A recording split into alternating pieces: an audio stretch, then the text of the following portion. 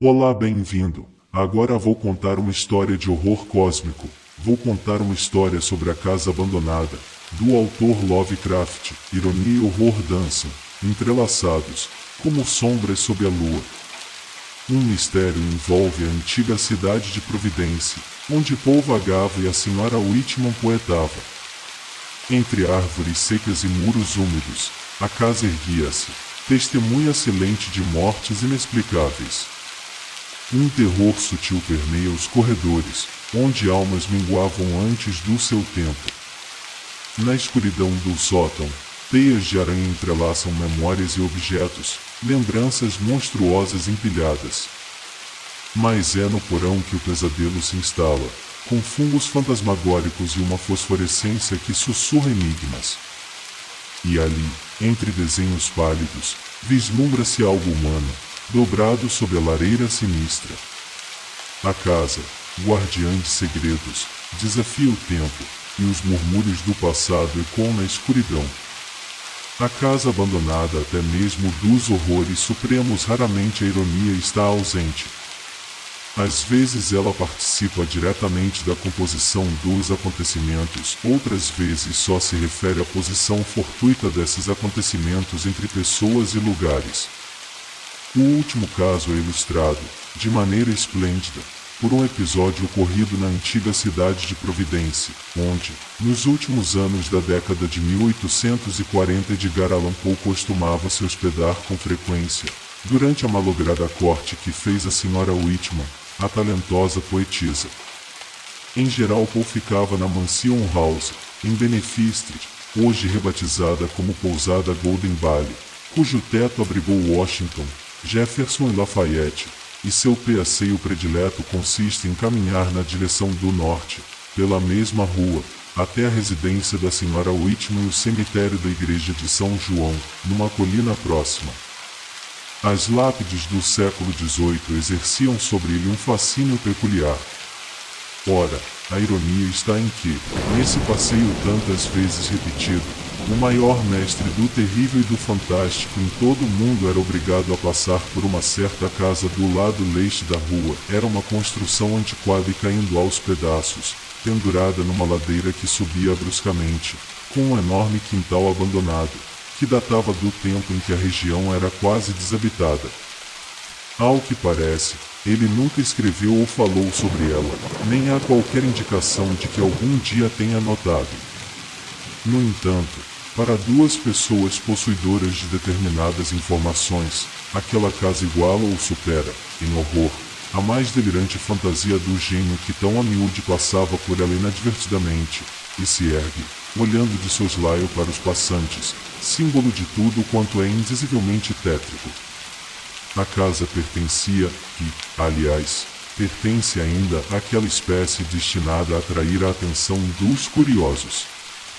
Construído em estilo rural, ou semi-rural, obedecia ao risco médio do estilo colonial da Nova Inglaterra, o teto pontiagudo que indicava prosperidade, com 2 andares e sótão sem água furtada, o portal georgiano no interior de Lambris, ditado pelo gosto da época. Dava para o sul, com uma empena chegando às janelas inferiores na colina de leste, e a outra exposta para os alicerces, na direção da rua. Sua construção, que datava de mais de século e meio, havia acompanhado o aclive e o endireitamento da rua naquele local, isto porque a Benefit Street, de início denominada Back Street, dispunha-se como uma viela que serpenteava entre os túmulos dos primeiros colonizadores e só fora retificada quando a remoção dos restos mortais para o cemitério do norte tornou-lhe decentemente possível cortar os velhos jazigos de família. No passado, a parede de oeste se erguia a partir de um relvado íngreme, a cerca de 6 metros da rua. Entretanto, o alargamento desta, mais ou menos ao tempo da Revolução, amputou a maior parte do espaço interveniente, expondo as fundações, de modo que foi necessário edificar um muro de tijolos, dando ao alto porão um alinhamento com a rua, ficando a porta e 2 janelas sobre o solo, perto da nova linha de servidão pública. Quando foi construída a calçada, há um século, removeu-se o que restava do espaço interveniente. E em seus passeios Paul deve ter visto apenas uma parede vertical de sujos tijolos cinzentos, rentes à calçada encimada, a uma altura de 3 metros, pela casa propriamente dita, de antiquados enxaméis. O terreno da casa, lembrando uma fazenda, estendia-se colina acima, chegando quase ao Eaton Street. O espaço ao sul da casa, limítrofe com a Benefit Street, ficava naturalmente muito acima do nível da calçada, formando um terraço limitado por uma alta murada da pedra úmida e musgosa, interrompida por um íngreme lance de degraus estreitos que levavam, entre paredes altas como caninhos, à área superior de relva mirrada, úmidas paredes de tijolos e jardins desmazelados, cujas derribadas urnas de cimento, enferrujadas chaleiras caídas de tripés de varas nodosas e objetos semelhantes adornavam-a. Porta da frente, castigada pelo tempo, com sua clarabóia quebrada, suas apodrecidas colunas junitas e seu carochoso frontão triangular. O que ouvi na juventude a respeito da casa abandonada foi somente que as pessoas morriam ali em quantidade alarmante. Foi por isso, disseram-me, que os primeiros proprietários haviam se mudado, cerca de 20 anos depois de a terem construído. A casa era evidentemente insalubre, talvez por causa da umidade dos fungos do porão, do cheiro doentio, das correntes de ar nos corredores ou da qualidade da água do poço. Tais características eram bastante mais e eram tudo quanto gozava de crédito entre as pessoas que eu conhecia.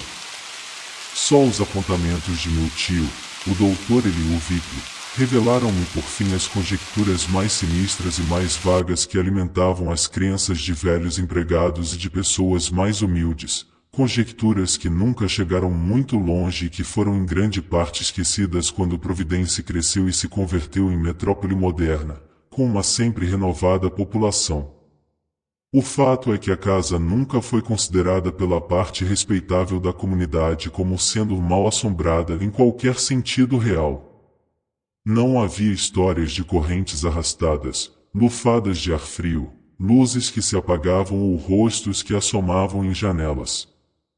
Às vezes os mais exagerados diziam que a casa dava azar, mas não passavam disso.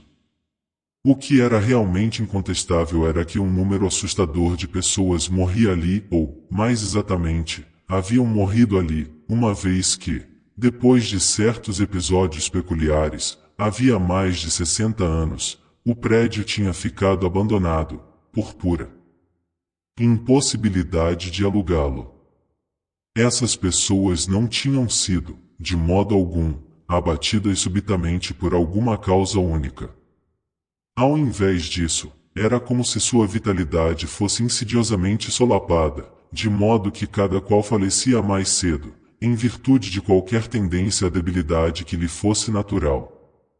E aqueles que não morriam exibiam, em grau variado, um tipo de anemia ou consumição, e às vezes um declínio das faculdades mentais, que depunham contra a salubridade da moradia. As casas vizinhas, convém acrescentar, pareciam inteiramente isentas desse atributo nocivo.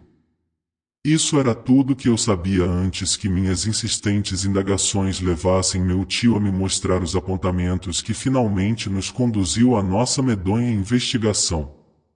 Em minha meninice a casa abandonada já estava vazia, com suas terríveis árvores secas e retorcidas, seu mato crescido e estranhamente pálido, suas ervas absurdamente mal formadas no quintal alto nunca visitado por pássaros. Os meninos, eu entre eles, costumávamos invadir a casa, e ainda me lembro de meu terror infantil provocado não só pela estranheza mórbida dessa vegetação sinistra, como também pela atmosfera e o odor mefítico da casa dilapidada, por cuja porta, sem tranca, costumávamos entrar à procura de calafrios. Quase todas as janelas, de pequeninas vidraças, estavam quebradas e um clima sombrio de desolação pairava em torno dos lambris precários, das venezianas destroçadas, do papel de parede solto, do reboco, das escadas rangentes e dos restos de mobília desmantelada. A poeira e as teias de aranhas acrescentavam seu toque de medo, E valente era a criança que voluntariamente subia a escada do sótão, um vasto espaço encaibrado, iluminado apenas por pequenas janelas sujas nas empenas, tomado pelos restos empilhados de baús, cadeiras e rocas que anos infinitos de abandono haviam amortalhado e decorado com teias de aranha, dando-lhes formas monstruosas e infernais. No entanto, o sótão não era a parte mais terrível da casa. Era o porão único que, por algum motivo, mais repulsa nos causava, muito embora ficasse inteiramente acima do solo, do lado da rua, separado da calçada movimentada apenas por uma porta delgada e por uma parede de tijolos com janelas. Não sabíamos se mais desejávamos inspecioná-lo, tomados de fascinação espectral, ou evitá-lo, por amor às nossas almas e a nosso juízo. Para começar, o mau cheiro da casa era mais intenso ali. Além disso, tínhamos aversão pelos fungos brancos que de vez em quando brotavam do chão de terra dura durante as chuvas de verão. Tais fungos, grotescamente semelhantes à vegetação do quintal lá fora, tinham contornos verdadeiramente horríveis. Eram execráveis paródias de chapéus de cobre monótropas, diferentes de tudo quanto já tínhamos visto. Apodreciam rapidamente e em certo estágio tornavam-se ligeiramente fosforescentes, pelo que transeuntes noturnos às vezes faziam referência a fogueiras de bruxas por trás das vidraças quebradas das janelas, que exalavam fedor nauseabundo. Jamais, nem em nossas mais animadas noites de Halloween, visitávamos aquele porão à noite, mas em algumas de nossas visitas diurnas podíamos detectar a fosforescência, principalmente quando o dia era escuro e úmido. Havia ainda uma coisa mais sutil, que muitas vezes supunhamos detectar, uma coisa estranhíssima que era, entretanto, no máximo sugestiva. Refiro-me a uma espécie de desenho esbranquiçado no chão sujo, um depósito vago e cambiante de bolor ou mofo, que às vezes acreditávamos ver no meio dos fungos esparsos perto da imensa lareira da cozinha do porão. Às vezes tínhamos a impressão de que aquele trecho mostrava uma fantástica semelhança com uma figura humana dobrada em dois, ainda que em geral não houvesse essa identificação e muitas vezes não existisse nenhum depósito esbranquiçado. Numa certa tarde chuvosa em que essa ilusão pareceu fenomenalmente forte e em que, além disso, imaginei ter entrevisto uma espécie de exalação rala, amarelada e tremeluzente subindo do desenho nitroso na direção à boca da lareira, falei com meu tio a respeito. Ele sorriu, mas era como se seu sorriso estivesse matizado por reminiscências. Mais tarde vim a saber que uma impressão semelhante fazia parte de algumas das fantasiosas histórias antigas da gente comum, uma impressão que também aludia a formas fantasmais e lupinas assumidas pela fumaça da grande chaminé a contornos singulares tomadas por algumas das sinuosas raízes que, passando pelas pedras soltas das fundações, acabavam entrando no porão.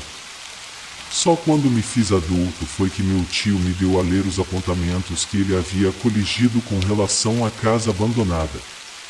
O Dr. Vickler era um médico conservador da velha guarda, e apesar de todo o seu interesse pelo lugar não estava disposto a incentivar o interesse dos jovens pelo ocultismo.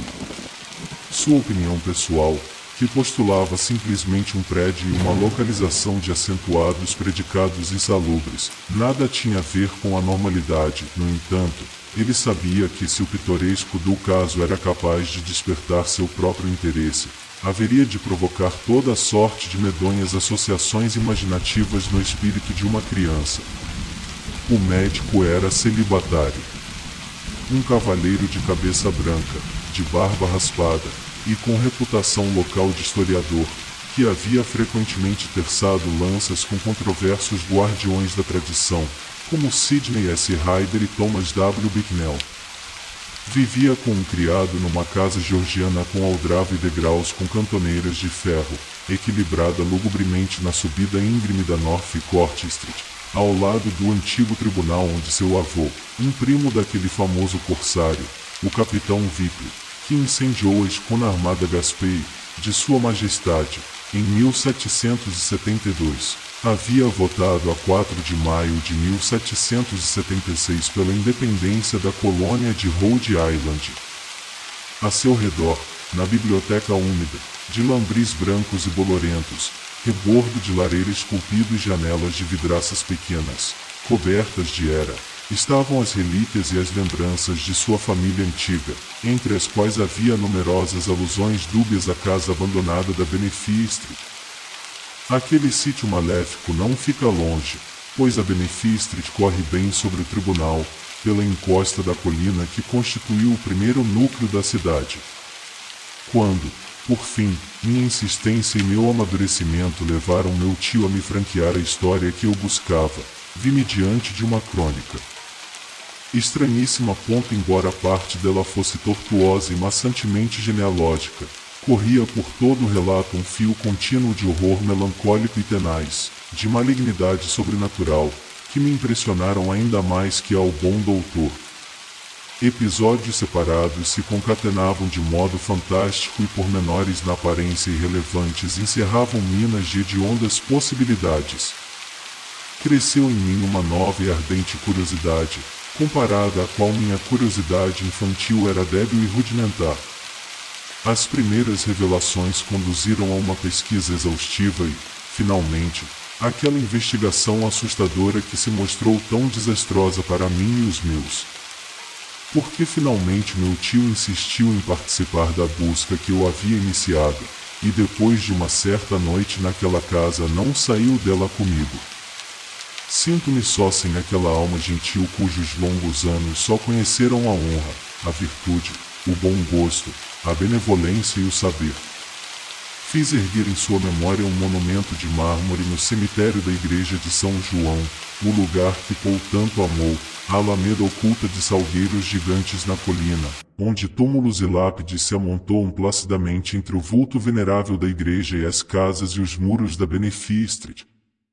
A história da casa, que se desvelou num emaranhado de datas, nada revelava de sinistro quanto à sua construção ou quanto à família próspera e honrada que a construiu. No entanto, desde o início evidenciou-se uma mácula de calamidade, que logo ganhou pressago significado. A crônica que meu tio compilara com tamanho cuidado começava com a edificação da estrutura, em 1763, e seguia o tema com uma invulgar cópia de minúcias. A casa abandonada, ao que parece, foi habitada primeiramente por William Harris e sua esposa, Robbie Dexter, juntamente com seus filhos, Elkanah, nascido em 1755, Abigail, nascida em 1757, William Jr., nascido em 1759, e Ruth, nascida em 1761. Harris era um abastado comerciante lobo do mar, que se ocupava do comércio com as Índias Ocidentais, ligado à firma de Obadiah Brown e Sobrinhos. Após a morte de Brown em 1761, a nova firma de Nicholas Brown e Co.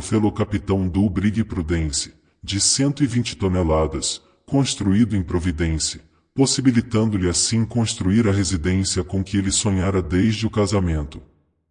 O local por ele escolhido, um trecho recentemente retificado da nova e elegante Back Street, que seguia pela encosta da colina sobre a congestionada parte da cidade que era chamada de Sheepshead, nada deixava a desejar e a casa fez justiça à sua localização.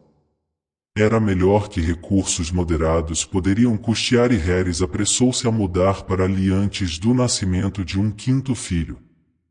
A criança, um menino, nasceu em dezembro, entretanto, nasceu morto.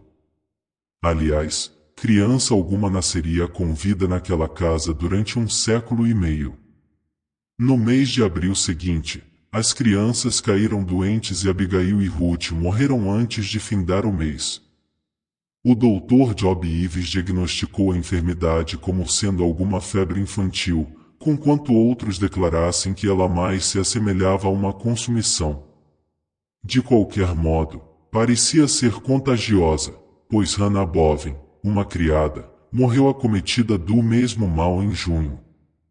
E Lily Deason, o outro criado, Queixava-se constantemente de fraqueza e teria regressado para a fazenda do pai em Rehoboth não fosse a súbita paixão por Mefitabel Pierce, que fora contratada em lugar de Hannah. Eli morreu no ano seguinte, na verdade um ano triste, pois assinalou a morte do próprio William Harris, que sucumbira ao clima da Martinica, onde sua profissão o mantivera durante períodos consideráveis na década anterior. A viúva nunca se recobrou do choque causado pelo passamento do marido, e a morte de seu primogênito, Elcana, 2 anos depois, representou o golpe final para seu juízo. Em 1768 ela caiu vítima de uma forma branda de insanidade, ficando daí em diante confinada à parte superior da casa. Mercy Dexter, sua irmã mais velha, solteira, mudou-se para lá a fim de cuidar da família. Mercy era uma mulher simples e ossuda, de grande vigor, mas sua saúde declinou visivelmente desde que se mudou para a casa. Era extremamente devotada à sua infeliz irmã e nutria afeto especial por seu único sobrinho sobrevivente, William, que de criança robusta se transformará num rapazinho enfermiço e magro. Foi nesse ano que morreu a criada Mefitabel e que o outro serviçal, Preserved Smith, saiu sem explicação coerente, mas levando algumas histórias absurdas e a queixa de que não gostava do cheiro da casa. Durante algum tempo Mercy não conseguiu quem a auxiliasse, pois as 7 mortes e o caso de loucura, tudo isso num espaço de 5 anos, haviam começado a atear, como fogueira, os boatos que viriam a tornar-se tão fantásticos. Por fim, entretanto, ela arranjou novos criados, fora da cidade, em White, uma mulher rabugenta daquela parte de North Kingston que hoje constitui a cidade de Zephyr, e um eficiente bostoniano de nome Zenas Lowe. Foi em White quem primeiro deu forma definida ao sinistro falatório. Mercy devia ter pensado melhor antes de contratar alguém da região de Nozeneck Hill, pois aquele lugar atrasado era, como ainda é, fonte das mais desagradáveis superstições. Ainda em 1892 uma comunidade de zeteiras humou um cadáver e ritualisticamente queimou-lhe o coração, a fim de conjurar supostas aparições tidas como danosas à saúde e à paz públicas. E pode-se imaginar qual fosse o espírito dessa gente em 1768. A língua mostrava-se perniciosamente ativa e dentro de alguns meses Mercy demitiu, substituindo-a por uma fiel e amável virago de Newport, Maria Robbins. Entre mentes, a infeliz Robbie Harris manifestava, em sua loucura, os sonhos e fantasias mais delirantes.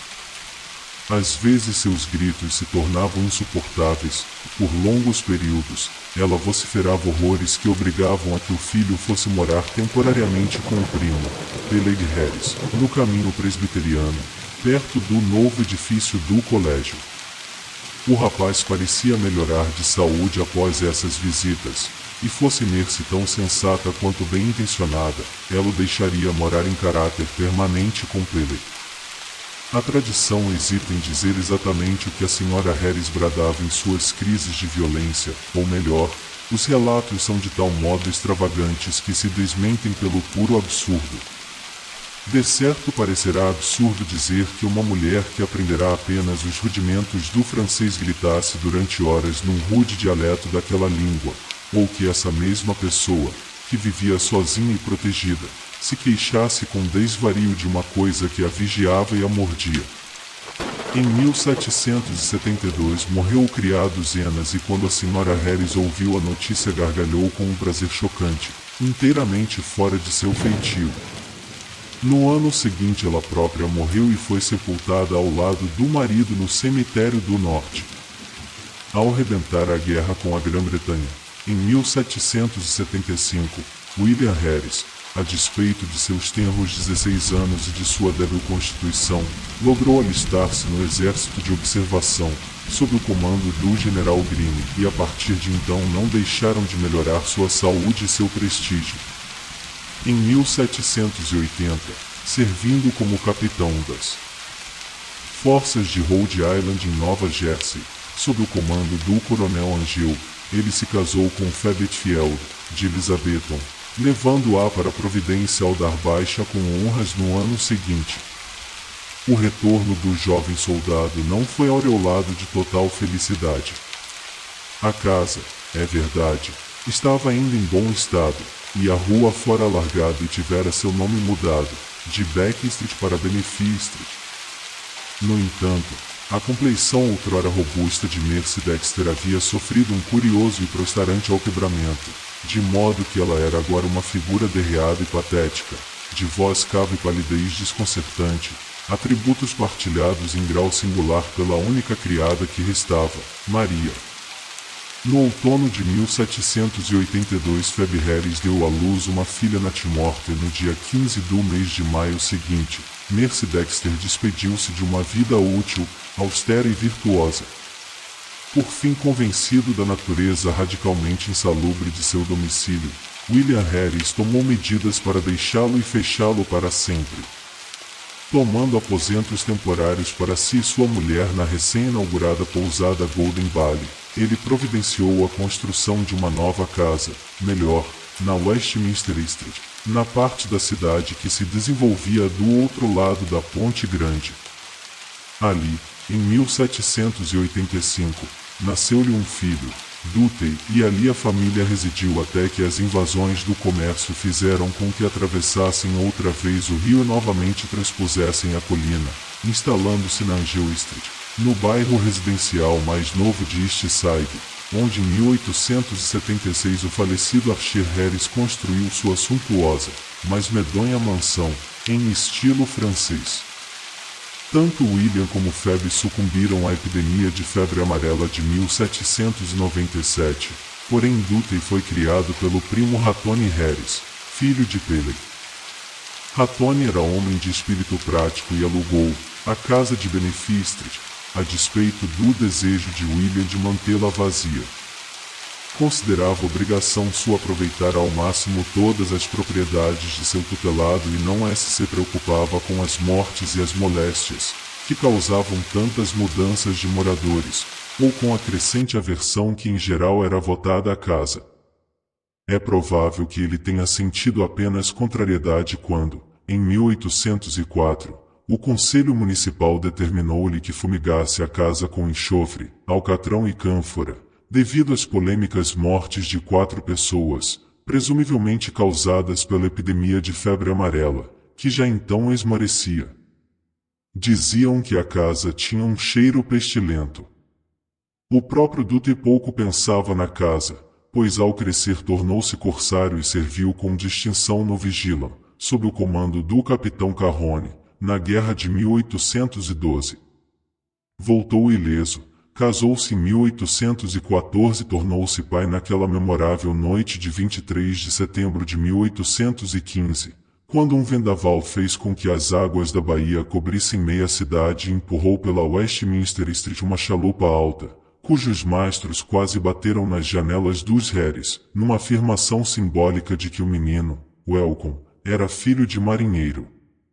Welcome não sobreviveu ao pai, mas viveu o bastante para morrer com glória em Fredericton, no ano de 1862. Nem ele nem o filho Archer viam na casa abandonada outra coisa senão uma maçada, quase impossível de alugar, talvez devido ao bolor e ao cheiro doentio de velhice desleixada. Com efeito, ela nunca foi alugada após uma série de mortes que culminaram em 1861 e que a agitação da guerra tendeu a lançar no esquecimento. Carrington Harris, o último da linhagem masculina, só sabia dela como um foco de lendas, abandonado e com seu toque de pitoresco, até eu lhe contar minha experiência.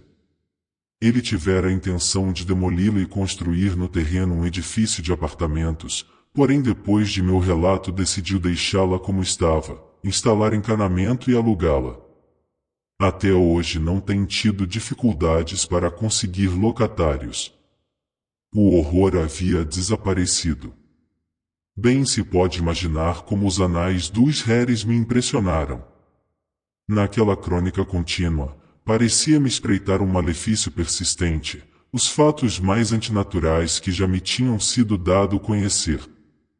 Essa impressão foi confirmada pela coletânea de dados menos sistemáticos, coletados por meu tio, lendas transcritas de conversas de criados, recortes de jornais, cópias de atestados de óbito firmados por colegas médicos, etc.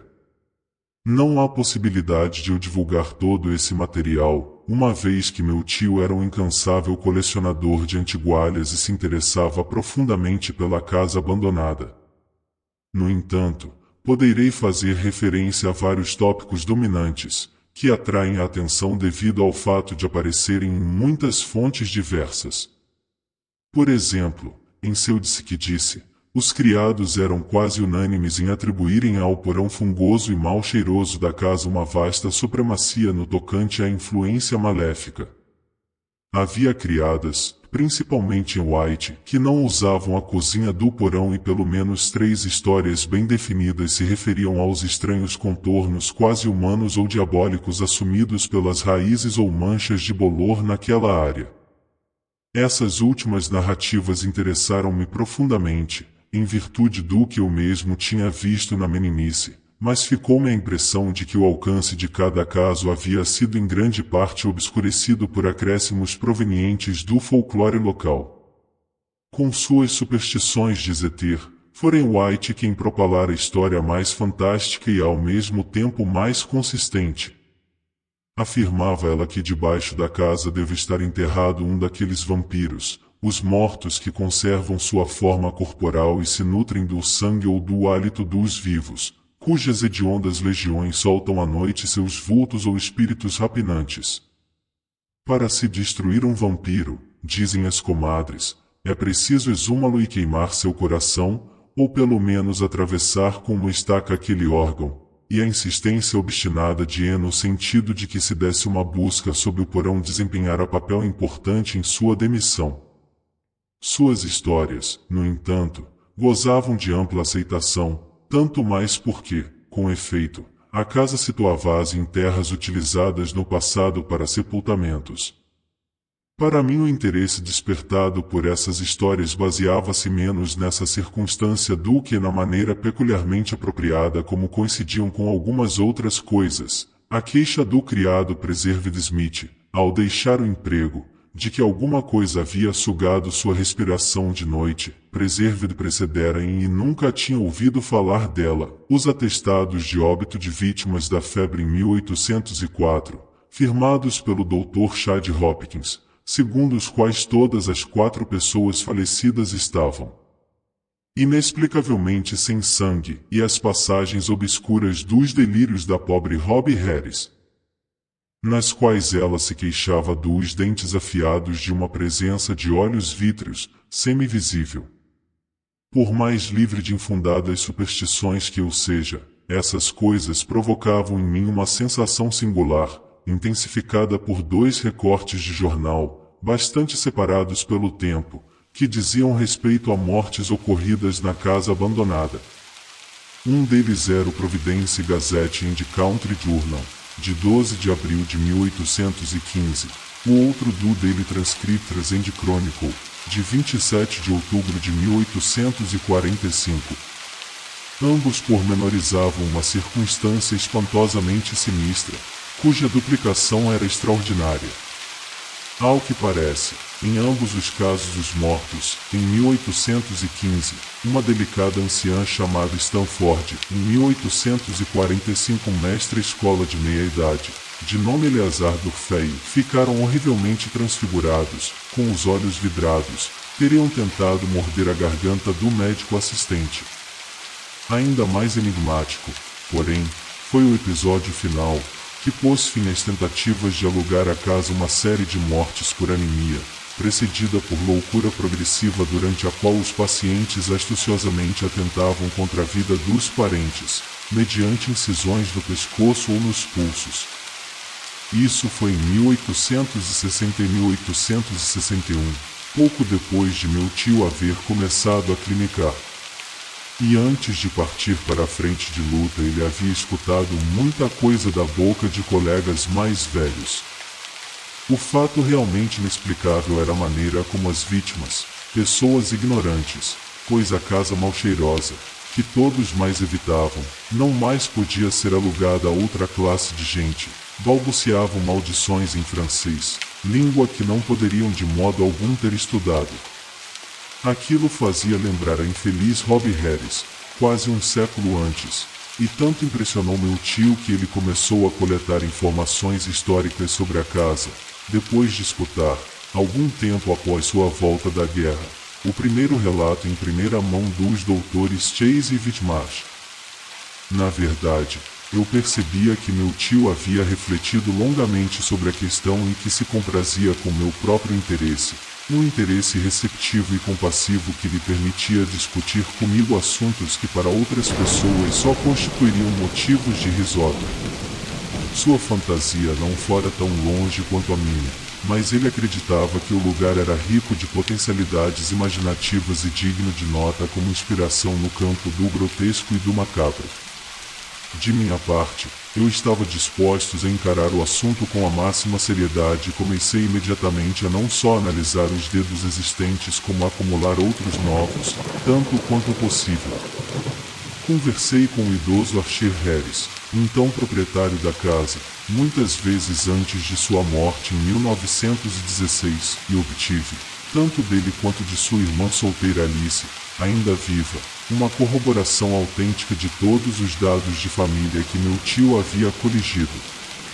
Quando, entretanto, lhes perguntei que ligação a casa poderia ter com a França ou com a língua francesa, eles se confessaram tão francamente perplexos e ignorantes quanto eu. Archer de nada sabia e tudo quanto Miss Harris pôde dizer foi que talvez uma velha alusão por seu avô, Dudley Harris, pudesse esclarecer alguma coisa. O velho marinheiro, que sobrevivera à morte do filho Elton em batalha por 2 anos, não conhecera pessoalmente a lenda, mas lembrava-se de que sua primeira ama, a velha Maria Robbins, parecia sombriamente ciente de alguma coisa que poderia ter emprestado funesto significado aos delírios de Robbie Harris em francês, que ela tantas vezes escutara durante os últimos dias daquela desgraçada mulher. Maria havia morado na casa abandonada desde 1769 até a mudança da família em 1783 e tinha visto Mercy Dexter morrer. De certa feita ele insinuara ao menino Dudley que houvera uma circunstância peculiar nos últimos momentos de Mercy, mas ele logo se esquecera de tudo aquilo, salvo que tinha sido algo de singular. A neta, ademais, lembrava-se até mesmo disso com dificuldade. Ela e o irmão não estavam tão interessados na casa quanto o filho de Archer, Carrington, o atual proprietário, com quem conversei depois de minha experiência.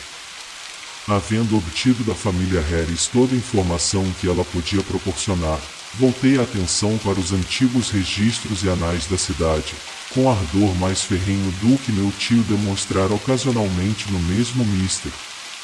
O que eu desejava era uma história completa do lugar, desde o início de sua ocupação, em 1636 ou mesmo antes, se fosse possível desencavar alguma lenda dos índios Narragansett capaz de fornecer informações.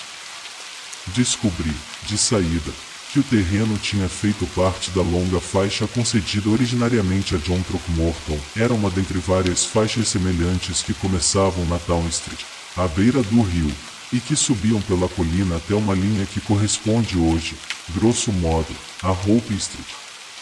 Mais tarde, naturalmente, a terra de Throckmorton tinha sido muito subdividida, e eu me apliquei com afinco em estudar aquela parte que seria posteriormente atravessada pela Beck ou Benefit Street. Ela fora, dizia com efeito um boato, o cemitério dos Throckmorton. Entretanto, examinando mais detidamente os registros, dei-me conta de que os túmulos tinham sido todos transferidos para o cemitério do norte na Pawtucket West Road. Foi então que de repente, e de maneira inteiramente fortuita, pois o documento não integrava o corpo principal da investigação e poderia ter facilmente passado despercebido, dei com uma coisa que suscitou em mim o mais vivo entusiasmo, por se ajustar à maravilha aos aspectos mais curiosos do mistério. Tratava-se do assentamento da seção, em 1697, de uma geira de terra um certo Etienne Roulet e sua mulher. Por fim havia aparecido o elemento francês, isso e um outro elemento mais profundo de horror que o nome evocava nos recessos mais sombrios de minhas leituras fantásticas e heterogêneas, e pus-me a estudar febrilmente a planta da área, tal como ela fora antes do atalhamento e da parcial retificação da Back Street entre 1747 e 1758. Descobri o que de certa forma esperava, onde ficava hoje a casa abandonada. Os Roulets haviam feito seu cemitério, por trás de um chalé com sótão.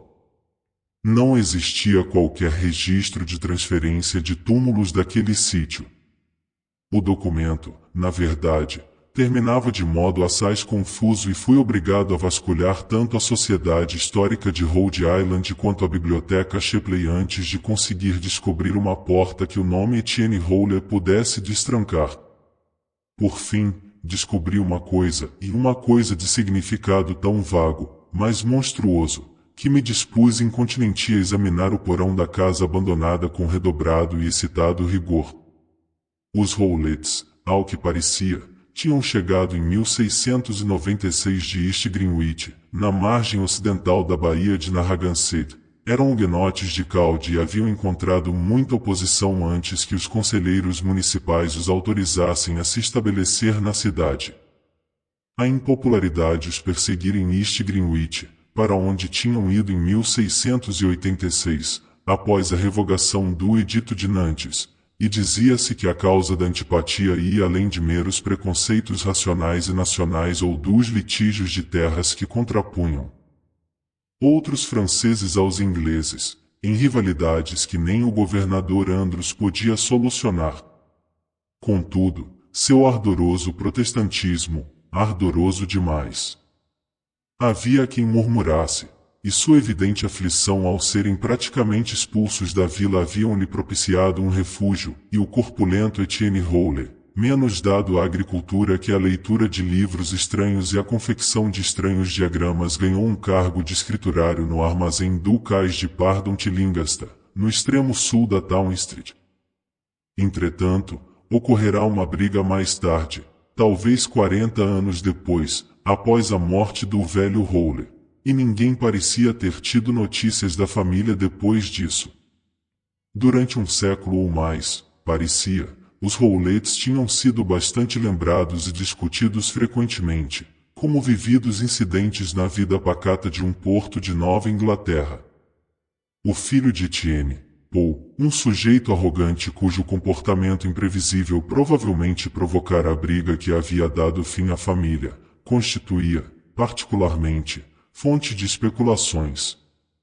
E muito embora Providence jamais houvesse compartilhado do pavor que seus vizinhos puritanos tinham da feitiçaria, as comadres comentavam livremente que as orações de Paul não eram pronunciadas nos momentos adequados, nem se dirigiam à entidade apropriada. Tudo isso, indubitavelmente, havia constituído a base da lenda conhecida pela velha Maria Robbins. Que relação ela teria com os delírios em francês de Rob Harris e de outros habitantes da casa abandonada, só a imaginação ou descobertas futuras poderiam determinar. Eu ficava a imaginar quantas, dentre as muitas pessoas que haviam conhecido as lendas, tinham consciência daquele elo adicional com o sobrenatural que leituras mais amplas haviam me proporcionado, aquele dado agourento dos anais do horror mórbido que se refere à criatura Jacques Roulet, de Calde, que em 1598 foi condenado à morte por satanismo, sendo posteriormente salvo da fogueira pelo Parlamento de Paris e confinado num hospício. Ele havia sido encontrado numa floresta, coberto de sangue e tiras de carne, pouco depois da morte do despedaçamento de um menino por um par de lobos. Um dos animais fora visto fugindo incólume. De certo tratava-se de uma interessante história a ser contada ao pé da lareira, uma história de sugestivo significado quanto ao protagonista e ao local. No entanto, cheguei à conclusão de que em geral o povo de Providence de certo não teria tomado conhecimento dela. Conhecessem-na, a coincidência de nomes teria provocado alguma ação drástica e assustada. Na verdade, não era crível que alguma alusão a ela, a boca pequena, tivesse precipitado o distúrbio final que havia feito os Rowlett desaparecerem da cidade. Eu agora visitava o lugar sinistro com mais frequência, estudava a vegetação raquítica do jardim, examinava todas as paredes do prédio e me detinha em cada palmo do chão de terra do porão. Por fim, com a permissão de Carrington Harris, mandei fazer uma chave para a porta do porão que dava diretamente para Benefit Street, por preferir dispor de um acesso mais imediato ao mundo exterior do que o proporcionado pelas escadas escuras, o salão do andar térreo e a porta da frente. Ali, onde a morbidez se ocultava mais densamente, eu procurava e investigava durante longas tardes em que a luz do sol penetrava pela porta, coberta de teias de aranha, acima do nível da rua, e que me colocava a pequeníssima distância da plácida calçada, na rua. Meus esforços não foram recompensados por nada de novo, somente o mesmo bolor deprimente e leves impressões de odores perniciosos e de contornos nitrosos no chão, e imagino que muitos transeuntes tenham me olhado com curiosidade através das vidraças quebradas. Por fim, atendendo a uma sugestão de meu tio, resolvi visitar o lugar de noite e numa meia-noite tempestuosa corri o facho de uma lanterna elétrica pelo chão mofado, com suas formas bizarras e seus fungos distorcidos, semifosforescentes. O lugar me havia deprimido curiosamente aquela noite e eu me sentia quase preparado quando vi, ou julguei ver, em meio aos depósitos esbranquiçados a definição particularmente nítida do vulto dobrado de que eu suspeitara na infância. Sua clareza era assombrosa e sem precedentes, e enquanto eu olhava julgava rever a emanação rala, amarelenta e tremeluzente que me sobressaltara naquela tarde de chuva havia tantos anos. A exalação subia sobre a mancha antropomórfica de bolor junto da lareira, um vapor sutil, doentio, quase luminoso que, ao pairar tremulamente na umidade, parecia assumir vagas e chocantes sugestões de forma, desfazendo-se gradualmente num enxolamento nebuloso ou se transferindo para o negrume da enorme chaminé, deixando atrás de si um intenso fedor. Era algo verdadeiramente horrendo, sobretudo devido ao que eu sabia a respeito do lugar. Recusando-me a fugir, eu o vigiava esmaecer, e enquanto vigiava eu sentia que aquela coisa estava também a me vigiar, cobiçosa, com olhos mais imagináveis que visíveis. Quando falei a respeito disso a meu tio, ele se interessou vivamente. Depois de uma hora tensa de reflexão, chegou a uma decisão definida e drástica. Ponderando na mente a importância da questão e o significado de nossa relação com ela, ele insistiu em que nós dois experimentássemos, e, se possível, destruíssemos, o horror da casa mediante uma ou várias noites de vigília agressiva naquele porão bolorento e invadido de fungos. Numa quarta-feira, 25 de junho de 1919, após devidamente notificarmos Carrington Harris, mas sem fazermos referência ao que esperávamos encontrar, meu tio e eu levamos para a casa abandonada 2 cadeiras de armário e um catre dobrável de acampamento, juntamente com alguns mecanismos científicos de maior peso e complexidade. Colocamos essas coisas no porão durante o dia, vedando as janelas com papel e planejando voltar à noite para nossa primeira vigília.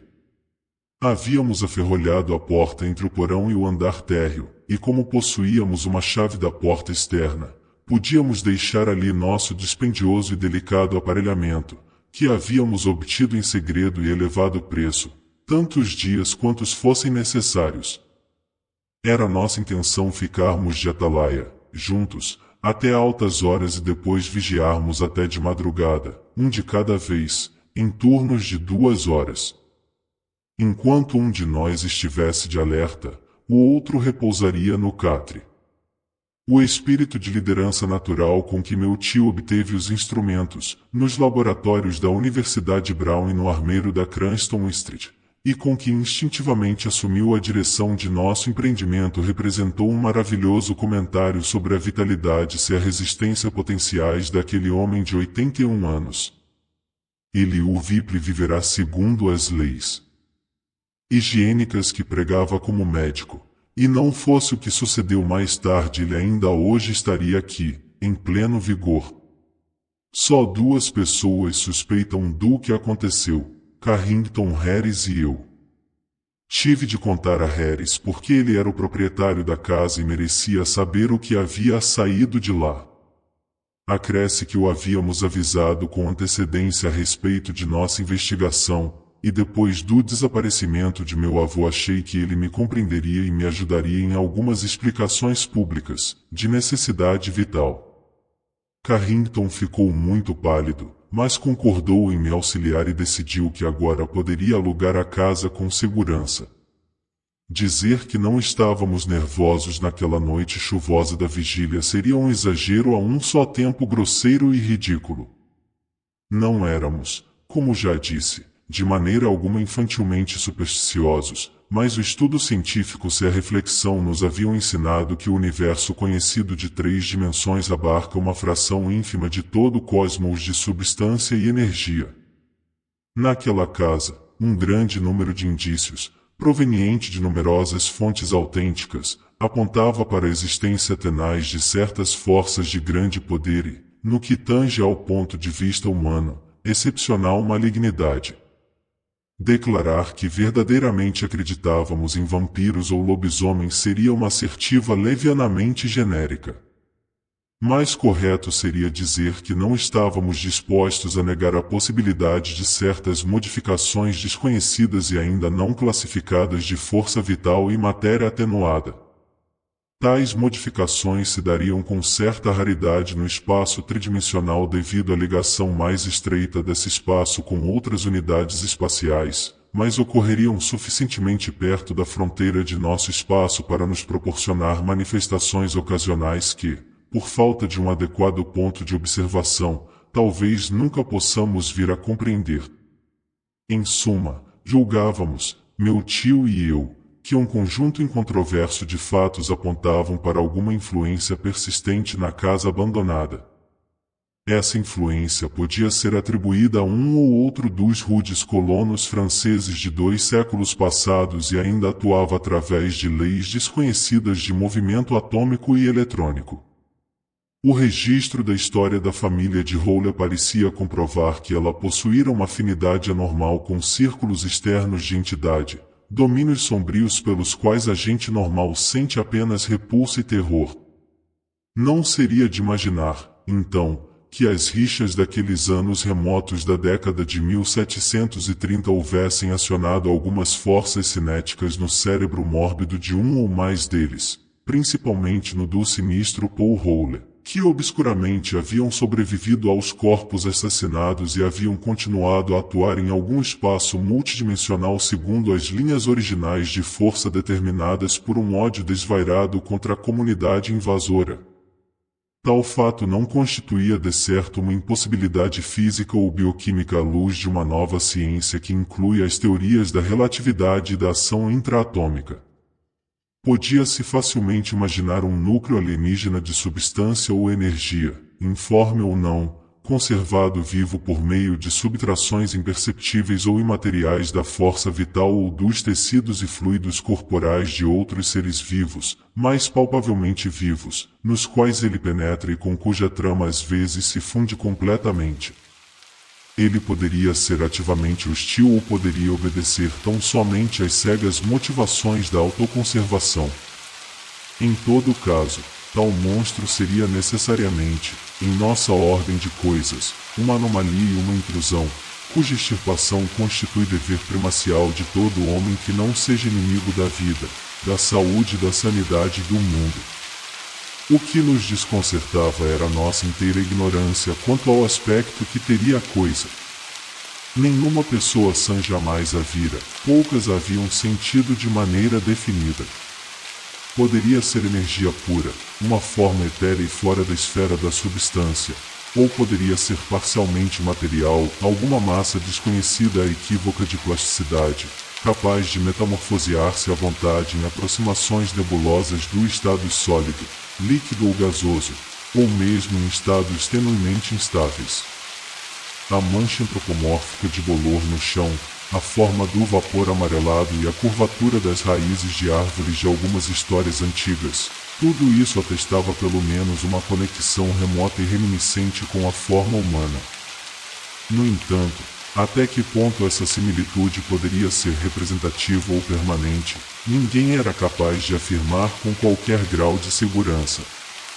Havíamos imaginado duas armas com que travarmos combate e um tubo de Crookes, de grande dimensão e especialmente adaptado, operado por poderosos acumuladores munido de telas e refletores, para o caso de a coisa se mostrar intangível e somente vulnerável a radiações vigorosamente destrutivas, e um par de lança-chamas militares, do tipo usado na Guerra Mundial, para o caso de ela ser parcialmente material e suscetível de destruição mecânica. Tal como os supersticiosos camponios de Zetir, estávamos dispostos a queimar o coração da entidade, se existisse algum coração a ser queimado. Dispusemos todo esse mecanismo agressivo no porão, em posições cuidadosamente calculadas com relação ao catre e às cadeiras e também ao ponto diante da lareira em que o bolor havia assumido formas estranhas. Aquela mancha sugestiva, a propósito, mal era visível quando instalamos os móveis e os instrumentos e ao voltarmos naquela noite para a vigília. Por um instante, quase duvidei de já tê-la visto na forma mais delineada, mas então lembrei-me das lendas.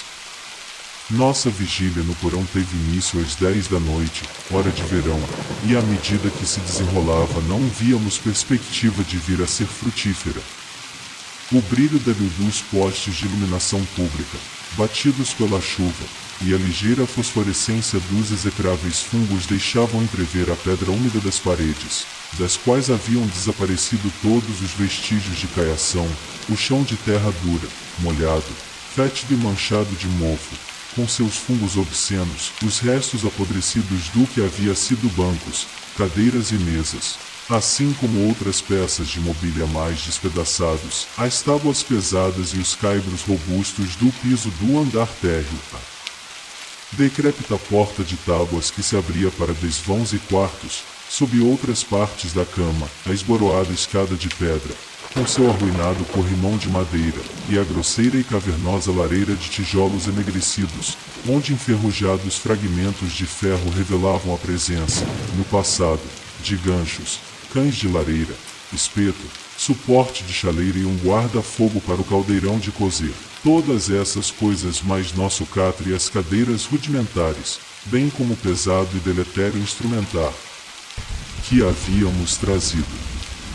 Tal como em minhas próprias explorações prévias, havíamos deixado destrancada a porta que dava para a rua, de modo que tivéssemos à disposição uma direta e prática rota de fuga, no caso de surgirem manifestações contra as quais estivéssemos inermes. Imaginávamos que nossa contínua presença noturna invocaria qualquer entidade maligna que ali se ocultasse. E ocorrendo isso, poderíamos dar-lhe fim com uma ou outra de nossas armas, tão logo a houvéssemos reconhecido e observado suficientemente. Não tínhamos nenhuma ideia do tempo necessário para invocar e extinguir a coisa. Ocorria-nos, outrossim, que nossa aventura estava longe de segura, pois ninguém poderia dizer que força teria a entidade. No entanto, considerávamos que o risco valia a pena e nos atiramos a ele sozinhos e sem titubeio, conscientes de que buscar adjutório externo só nos exporia ao ridículo e talvez subvertesse todo o nosso propósito. Tal era nosso estado de espírito enquanto conversávamos, bem adentrada a noite, até que a crescente sonolência de meu tio me fez lembrar-lhe que devia deitar-se para seu descanso de 2 horas. Algo semelhante ao medo me enregelou enquanto fiquei ali, de madrugada e sozinho. Digo sozinho porque quem vela o sono de alguém na realidade está sozinho. Talvez mais a sós do que pode perceber.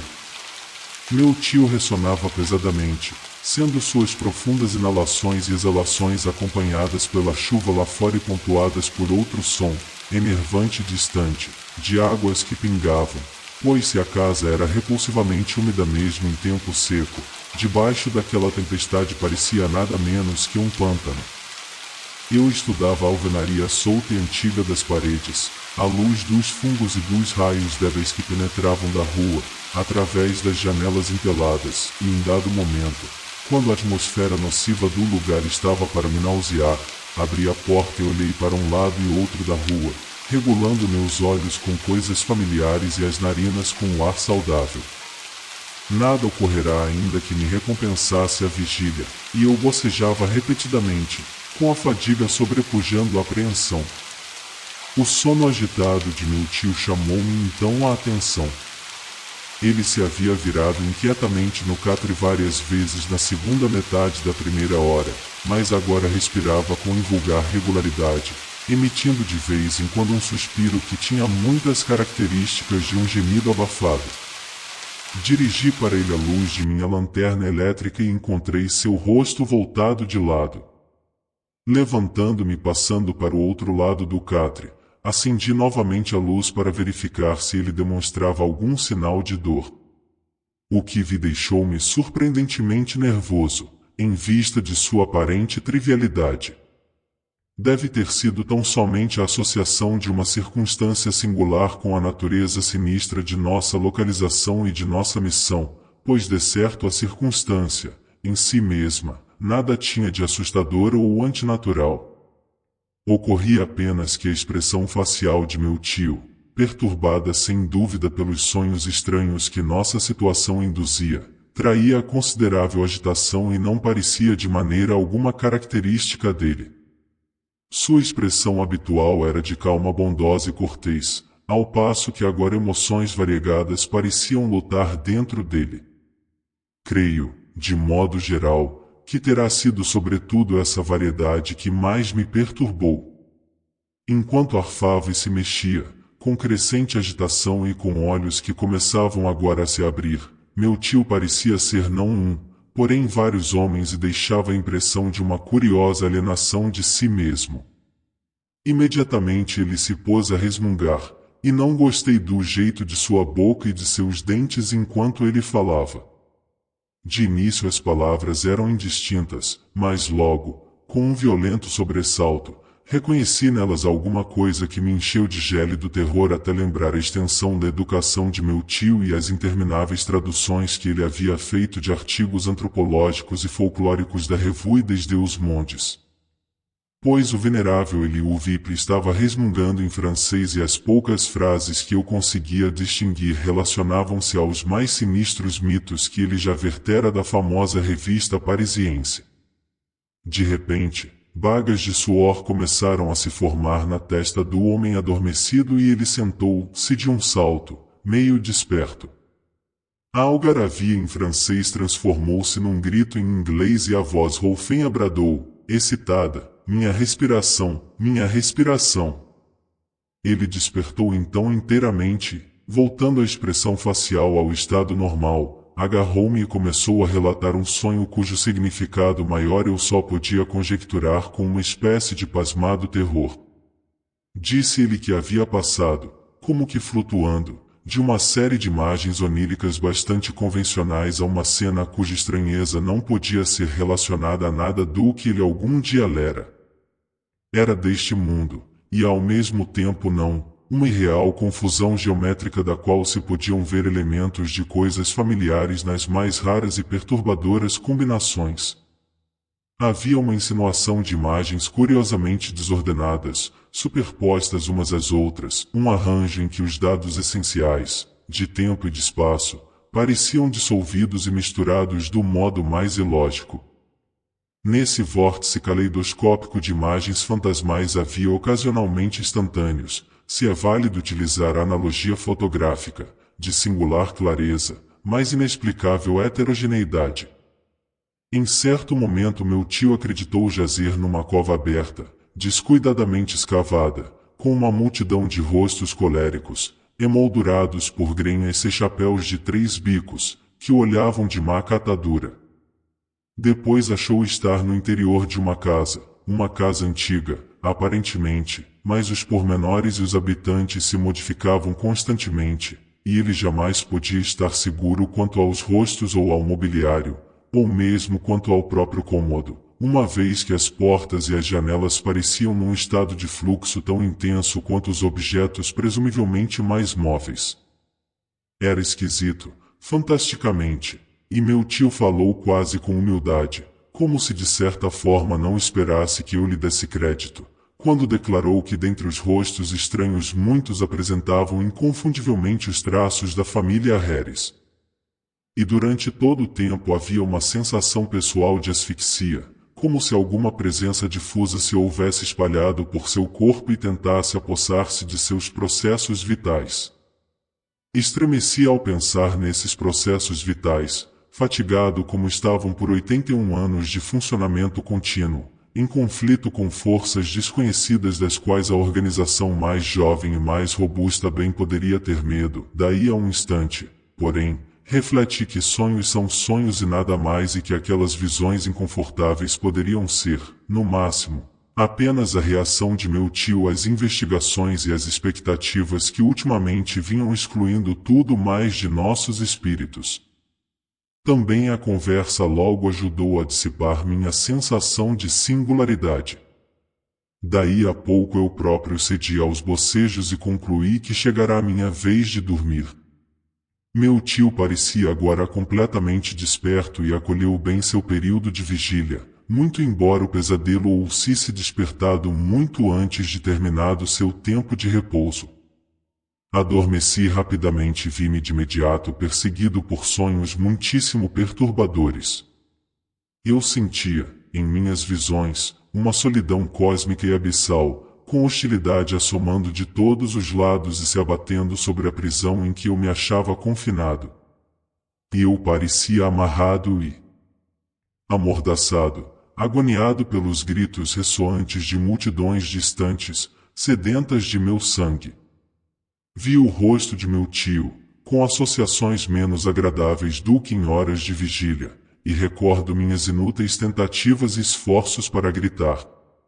Não foi um sono agradável e nem por um segundo lamentei o grito retumbante que dilacerou as barreiras do sonho e me arremessou numa vigília vivida e sobressaltada, na qual todos os objetos diante de meus olhos adquiriram uma clareza e uma realidade supranatural. Eu estivera deitado com o rosto voltado para o outro lado da cadeira de meu tio, de modo que ao despertar assim subitamente só vi a porta da rua, a janela do lado norte e a parede, o chão e o teto que davam para o lado norte do porão, tudo isso fotografado com mórbida nitidez em meu cérebro, sob uma luz mais fulgurante do que o brilho dos fungos ou a iluminação baça dos postes da rua. Não se tratava de uma luz forte ou mesmo medianamente forte. No entanto, ela projetava a sombra de meu corpo e do catre no chão e possuía uma força amarelada e penetrante que traía coisas mais potentes que luminosidade. Percebi isto com clareza malsã, a despeito do fato de dois outros sentidos meus estarem sendo violentamente agredidos, e em meus ouvidos ecoavam as reverberações daquele grito chocante, enquanto meu nariz se revoltava diante da caatinga que reinava no lugar. Minha mente, tão alerta quanto meus sentidos, identificou a gravidade insólita da situação e quase automaticamente me pus de pé, num pulo, e me virei para pegar os instrumentos de destruição que havíamos deixado apontados para a mancha bolorenta diante da lareira. Ao me virar, eu temia o que estava prestes a ver, pois o grito tivera a voz de meu tio e eu ignorava contra que ameaça eu estaria de defender a ele e a mim mesmo. No entanto, afinal a visão foi pior do que eu havia temido. Há horrores que ultrapassam o horrível, e aquilo era um daqueles núcleos de pavor onírico que o universo separa para com ele fulminar alguns desgraçados. Do chão de terra, coberto de fungos, evolava-se uma vaporosa luz cadavérica, amarela e doentia, que borbulhava e ondulava, alcançando uma altura gigantesca, com contornos vagos, semi-humanos e semi-monstruosos, através dos quais eu podia avistar a chaminé e a lareira mais além. Era todo olhos, lupinos e escarnecedores, e a cabeça rugosa, como de inseto, dissolvia-se no ato e se transformava numa esgarçada fumarola de névoa que se contorcia putridamente e finalmente desaparecia pela chaminé. Digo que avistei a coisa, mas foi somente num retrospecto consciente que cheguei a traçar de modo definido sua demoníaca aproximação a uma forma. No momento aquilo se me afigurou apenas como uma revolta nuvem opacamente fosforescente de repugnância fungosa, que revoluteava e que dissolvia, numa asquerosa plasticidade, o único objeto em que toda a minha atenção se concentrava. Esse objeto era meu tio, o venerando Eliú Vipre, que com uma fisionomia pretejante e em decomposição me olhava malevolamente e engrolava frases incompreensíveis, estendendo garras gotejantes para me despedaçar, na fúria que aquele horror havia ocasionado. Foi um senso de rotina que me salvou do enlouquecimento. Eu me exercitara para o momento crucial e o treino cego me valeu. Percebendo que a entidade borbulhante não possuía substância alcançável pela matéria ou pela química material, e esquecendo por isso o lança-chamas que se encontrava à minha esquerda, liguei a corrente do tubo de Crookes e assestei contra aquela cena de blasfêmia imortal as mais intensas radiações que a arte humana é capaz de produzir a partir dos espaços e dos fluidos da natureza. Houve uma bruma azulada e um alvoroço frenético, e a fosforescência amarelada se fez mais opaca. Contudo, vi que a opacidade era apenas questão de contraste e que as ondas da máquina não exerciam absolutamente nenhum efeito. Foi então que, em meio daquele espetáculo diabólico, vi um novo horror que levou gritos a meus lábios e me fez sair aos tropeções na direção da porta destravada que dava para a rua sossegada, sem atentar aos horrores anormais que eu pudesse estar trazendo ao mundo ou aos pensamentos e juízos humanos que eu provocasse em relação a mim. Naquela mescla baça de azul e amarelo, o vulto de meu tio havia começado a passar por uma liquefação nauseante cuja essência foge a qualquer descrição e na qual desenrolavam-se-lhe no rosto mudanças de identidade que só a demência é capaz de conceber. Ele era um só tempo um diabo e uma multidão, um ossuário e um préstito. Iluminado pelos raios misturados e instáveis, aquele rosto gelatinoso assumia uma dezena, uma vintena, uma centena de fisionomias, gargalhava ao derrear-se no chão, num corpo que derretia como sebo, a imagem caricata de legiões ao mesmo tempo estranhas e reconhecidas. Vi os traços da família Harris, de adultos e crianças, masculinos e femininos, e outras fisionomias velhas e jovens, rudes e refinadas, familiares e desconhecidas. Por um segundo fulgiu ali uma contrafação degradada de uma miniatura da infeliz Robbie Harris que eu tinha visto no museu da escola de desenho, e em outro instante julguei captar a imagem ossuda de Mercy Dexter, que eu conhecera através de uma pintura na casa de Carrington Harris.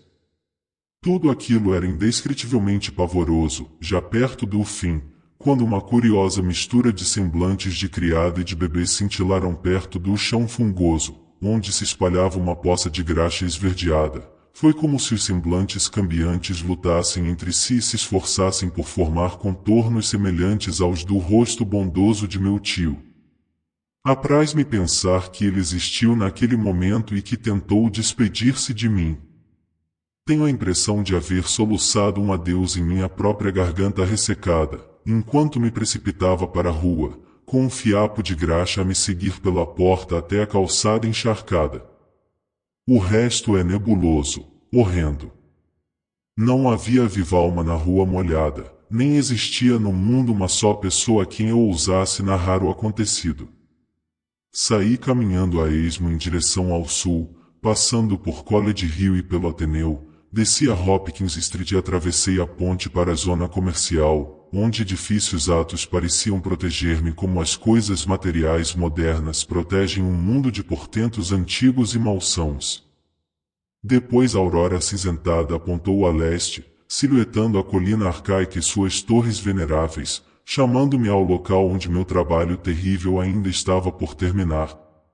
E por fim voltei caminhando, molhado, sem chapéu e aturdido na luz matutina, e entrei naquela porta vitanda na Benefit Street que eu havia deixado entreaberta e que ainda balançava cripticamente à plena vista dos antigos moradores, a quem eu não ousava falar. A graxa sumira, pois o chão bolorento era poroso. e diante da lareira não restava vestígio do vulto dobrado em dois. Vi o catre, as cadeiras, os instrumentos, o chapéu que eu tinha esquecido e o chapéu de palha amarelada de meu tio. Preponderava o atordoamento, e eu mal distinguia o que era sonho e o que era realidade. Depois a razão predominou e percebi que havia assistido a coisas mais tétricas do que as que havia sonhado. Sentando-me, procurei adivinhar, até onde a sanidade me permitia, exatamente o que havia acontecido, e como eu poderia dar cabo do horror, se realmente ele tivesse sido real. Não parecia ter sido matéria, nem éter, nem qualquer coisa concebível pela humana razão. Que seria, pois, senão alguma exótica emanação, algum vapor vampiresco como aqueles que, afirmam os aldeões de Zetir, pairam sobre certos cemitérios? Ali, eu sentia, estava minha pista, e mais uma vez desci os olhos para o chão diante da lareira onde o bolor e o mofo haviam assumido estranhas formas. Daí a 10 minutos eu me decidirá e, pegando o chapéu, fui à minha casa, onde banhei-me, comi e encomendei pelo telefone uma picareta, uma pá, uma máscara militar contra gases e 6 garrafões de ácido sulfúrico, que deveriam ser entregues na manhã seguinte na porta do porão da casa abandonada na Benefit Street. Depois disso, procurei conciliar o sono, não conseguindo dormir, passei as horas lendo e compondo versos tolos, para distrair o espírito.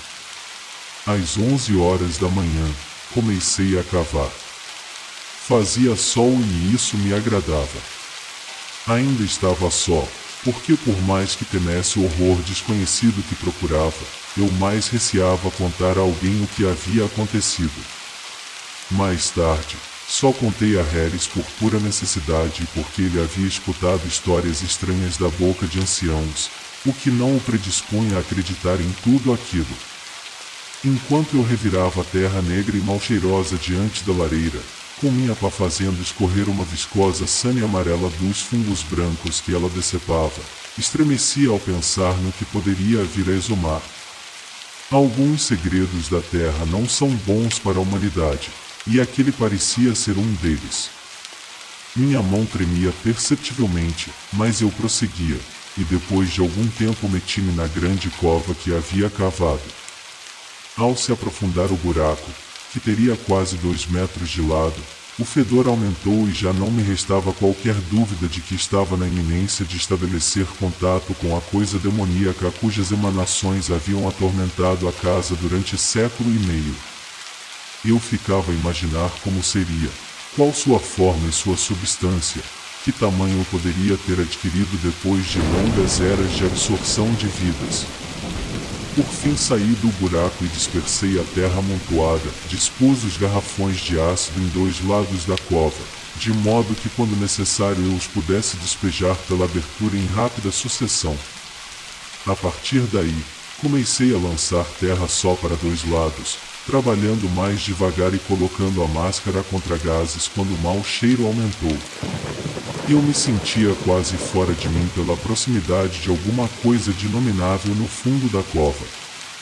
De repente, minha pá bateu em algo mais macio que terra. Sobressaltei-me e fiz um movimento como que para pular fora do buraco, no qual eu já me encontrava afundado até o pescoço. Voltou-me então a coragem e tirei mais um pouco de terra, valendo-me da luz da lanterna elétrica que eu trouxera. A superfície que eu havia exposto era viscosa e vítrea, uma espécie de geleia congelada semipútrida, com impressões de translucidez. Tirei mais alguma terra e constatei que a coisa tinha forma. Havia uma rachadura no ponto em que parte da substância se achava dobrada. A área exposta era imensa e aproximadamente cilíndrica, como uma gigantesca chaminé de fogão, macia e branco, azulada, dobrada em 2, tendo sua parte maior mais de meio metro de diâmetro. Continuei a tirar terra e então, de repente, saltei fora do buraco e me afastei daquela coisa repelente. Destampei com frenesi os garrafões e verti seu conteúdo corrosivo, um a um, naquela cova cemiterial e sobre aquela anormalidade inimaginável cujo cotovelo eu tinha visto. O cegante torvelinho de vapor amarelo esverdeado que rompeu tempestuosamente daquela cova, no momento em que saíram os jorros de ácido, jamais se apagará de minha memória. Em toda a colina as pessoas ainda falam do dia amarelo, quando exalações virulentas e hórridas se ergueram dos detritos da fábrica, que eram lançados no rio Providência, mas bem sei o quanto estão enganados quanto à fonte daqueles vapores. Falam também do medonho rugido que brotou ao mesmo tempo de algum encanamento de água ou de gás sob a terra, mas também nisso eu os corrigiria se a tanto me atrevesse. Foi algo indizivelmente chocante e não sei como sobrevivi à experiência. Cheguei mesmo a desfalecer depois de despejar o quarto garrafão, o que fiz depois que as emanações começaram a penetrar em minha máscara, quando recobrei os sentidos, porém, constatei que a cova não mais emitia vapores. Esvaziei os 2 garrafões restantes sem resultados notáveis, e depois de certo tempo julguei seguro voltar a tapar o buraco com terra. Caía o crepúsculo quando terminei o trabalho, mas o medo desaparecera daquele lugar. A unidade era menos fétida e todos os estranhos fungos haviam fenecido, transformando-se numa espécie de pó inofensivo que cobria o chão como cinzas. Um dos mais terríveis segredos da Terra havia perecido para todo sempre, e se existe mesmo um inferno, ele havia recebido enfim a alma danada de uma coisa ímpia. E enquanto eu socava a última pasada de terra bolorenta, verti a primeira de muitas lágrimas com que tenho rendido atributo sincero à memória de meu tio amado. Na primavera seguinte, não nasceu grama pálida nem ervas estranhas no jardim da casa abandonada, e pouco tempo depois Carrington Harris alugou-a. Ainda hoje ela é espectral, mas sua estranheza me fascina e por certo verei somar-se a meu alívio uma saudade singular quando ela for demolida para dar lugar a uma loja espaventosa ou a um vulgar edifício de apartamentos. As velhas árvores estéreis do quintal já começaram a produzir pequenas maçãs doces, e no ano passado os pássaros fizeram ninhos em seus galhos retorcidos. Obrigado por assistir este vídeo até o final. Além de curtir, compartilhar e se inscrever no canal, considerem fazer uma doação de qualquer valor pelo QR Code indicado na tela.